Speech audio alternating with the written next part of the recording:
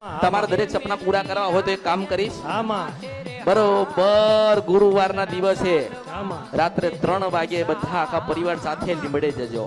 આમાં 2 અગરબત્તી કરજે લીમડે. આમાં એ લીમડે 2 અગરબત્તી કરજે કુવાન જોડે છે. આમાં. અને એટલું કહેજે કે માં ખોડિયાર તને લેવા આવ્યો છો. આમાં. અને તારા ઘર દીકરાનો જન્મ થાય ને તો ખોડીદાસ નામ પાડજો, મેલડી આશીર્વાદ. આમાં આમાં એ આભાળ આભાળ આભાળ 199 વર્ષ પૂરા થયા એ ખોડિયારના. એ ખોડિયારના હા. 199 વર્ષ પૂરા થયા. આમાં ચામુંડ માતા એના પછી આવી. આમાં કોના પછી આવી?